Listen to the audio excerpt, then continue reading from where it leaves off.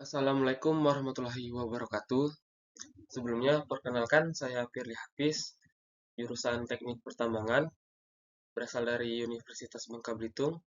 Di sini saya akan mempresentasikan salah satu tugas saya yaitu jaringan ventilasi tambang bawah tanah dengan dosen pengampunya itu Ibu Delita Ega Andini STMT. Baiklah, saya akan menjelaskan yang pertama itu apa itu ventilasi tambang. Ventilasi tambang adalah sistem yang dirancang untuk mengontrol aliran udara di dalam tambang bawah tanah, untuk memastikan keamanan dan kenyamanan para pekerja. Nah, untuk tujuan pertamanya itu, yang pertama, menyediakan udara segar bagi pekerja dan mesin. Yang kedua itu, mengurangi konsentrasi gas berbahaya seperti gas metana, CH4, dan karbon monoksida CO. Yang ketiga itu mengendalikan suhu dan kelembaban dalam tambang. Dan yang terakhir itu mencegah akumulasi debu yang dapat menyebabkan ledakan. Nah, pada gambar di samping ini kita dapat melihat bahwasannya beberapa jenis ventilasi di tambang pada tambang bawah tanah. Nah, untuk regulasi dan standarnya itu ada Kementerian ESDM Indonesia, OSH, Occupational Safety and Health Administration, NIOSH, National Institute for Occupational Safety and Health, dan yang terakhir itu MSH, Men Safety and Health Administration. Selanjutnya itu kita akan menjelasi mengenai jenis-jenis ventilasi. Ventilasi itu ada dua, ventilasi alami dan ventilasi mekanis. Nah, untuk ventilasi alami itu memanfaatkan perbedaan antara tekanan dan suhu antara permukaan dan dalam tambang. Nah, untuk faktor yang mempengaruhinya itu yang pertama kedalaman tambangnya itu, terus yang kedua itu konfigurasi bukaan, dan yang terakhir itu perubahan musim. Nah, kelebihan dari ventilasi alam ini hemat energi, biaya operasionalnya rendah. Nah, untuk kekurangannya itu tidak dapat diandalkan pada tambang yang dalam atau dengan kandungan gas yang tinggi. Nah, sedangkan ventilasi mekanis ini menggunakan kipas utama dan kipas bantu untuk mengalirkan aliran udara. Dibagi menjadi dua metode, yaitu ventilasi tekan dan ventilasi hisap. Nah, untuk ventilasi tekan ini, udara segar dipaksa masuk ke dalam tambang bawah tanah. Nah, sedangkan ventilasi hisap ini, udara yang kotor berada di dalam tambang bawah itu ditarik keluar menggunakan kipas. Nah, untuk kelebihan dan kekurangannya itu eh, efektif untuk tambang dalam dan luas. Nah, untuk kekurangannya itu konsumsi energinya sangat tinggi dan perlu perawatan yang berkala. Nah, selanjutnya itu adalah komponen utama ventilasi tambang. Nah, untuk ventilasi alami itu sendiri, berikut ini adalah jenis-jenis alatnya.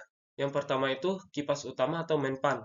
Ini bertugas sebagai menggerakkan aliran udara yang berada di dalam tambang. Seperti kita lihat pada gambar di samping ini adalah salah satu contoh kipas utama atau main fan. Nah, untuk selanjutnya itu ada kipas bantu, auxiliary fan, untuk memastikan distribusi udara di daerah yang sulit dijangkau. Nah, untuk kipas bantu ini, berikut ini adalah salah satu contoh gambar alat auxiliary fan atau kipas bantu. Selanjutnya itu pintu udara atau air doors, mengatur aliran udara antar level tambang. Nah, ini adalah pintu yang digunakan untuk mengatur aliran udara antar level pada tambang bawah tanah. Nah, untuk selanjutnya itu ada regulator udara atau air regulators yang berfungsi untuk mengontrol volume udara di dalam sistem. Nah, seperti kita lihat pada gambar di samping ini, ada salah satu contoh regulator udara. Selanjutnya itu adalah saluran udara, ventilation ducts, menyalurkan udara ventilasi pada tambang bawah tanah. Berikut ini adalah salah satu contoh gambar ventilasi tambang bawah tanah yang menggunakan saluran udara dari eh, plastik atau karet. Nah, ventilasi alami ini memanfaatkan perbedaan tekanan dan suhu antara permukaan dan dalam tambang. Nah, untuk faktor yang mempengaruhinya itu sendiri tadi sudah saya jelaskan. Yang pertama itu kedalaman tambang, terus yang kedua itu konfigurasi bukaan, dan yang ketiga itu perubahan musim. Nah, selanjutnya itu ventilasi mekanis. Ventilasi ventilasi mekanis ini menggunakan kipas utama dan kipas bantu untuk mengalirkan aliran udara. Dan untuk ventilasi mekanis ini dibagi menjadi dua metode. Yang pertama itu ventilasi tekan dan yang kedua itu ventilasi hisap. Nah, untuk ventilasi tekan ini sendiri kita memaksa udara yang segar masuk ke bawah permukaan atau pada tambang bawah tanah. Nah, sedangkan ventilasi hisap ini kita mengeluarkan udara kotor yang berada di bawah permukaan atau pada tambang bawah tanah. Nah, untuk kelebihan dan kelebihannya itu yang pertama efektif untuk tambang yang dalam dan sangat luas. Nah, untuk kekurangannya itu konsumsi energinya tinggi dan perlu perawatan berkala yang memerlukan biaya cukup tinggi. Nah, yang kedua itu sistem ventilasi pada perusahaan tambang. Salah satunya itu perusahaan tambang yang menerapkan sistem ventilasi ini adalah PT Freeport Indonesia menggunakan kombinasi ventilasi mekanis dan alami.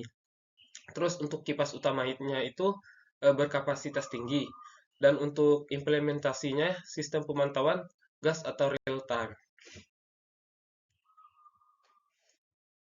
Sistem ventilasi pada perusahaan tambang.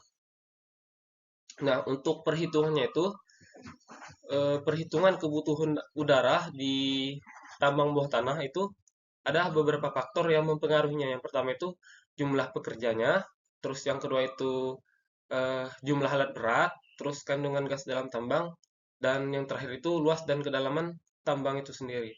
Nah, untuk persamaan dasar atau rumus yang kita gunakan adalah Q sama dengan V dikali A. Nah, untuk Q-nya itu sendiri adalah aliran udara dengan meter kubik per sekon. Nah, untuk V-nya itu kecepatan udara meter per sekon dan A itu luas penampang meter persegi.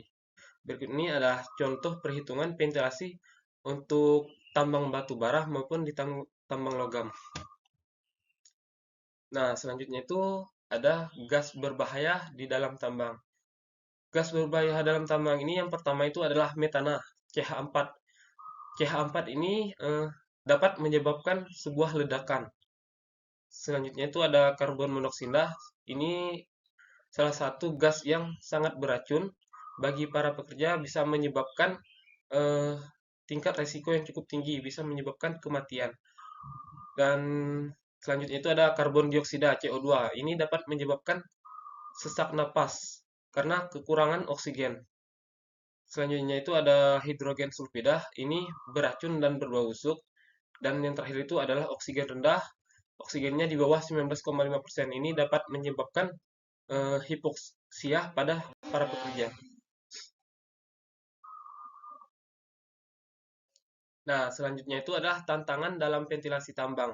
Tantangan dalam ventilasi tambang ini, yang pertama itu adalah tantangan utamanya, konsumsi energi ini tinggi untuk kipas mekanis. Nah, untuk yang kedua itu perubahan kondisi geologi yang mempengaruhi sirkulasi udara. Yang ketiga itu penumpukan debu yang dapat menyebabkan ledakan pada batu bara. Dan yang terakhir itu keterbatasan teknologi pada tambang dalam. Nah, untuk solusinya itu kita dapat mengimplementasikan sistem ventilasi yang cerdas dengan pemantauan real time.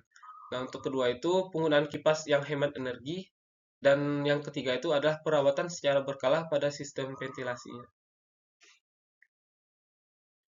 Nah, ini adalah salah satu teknologi modern dalam ventilasi tambang.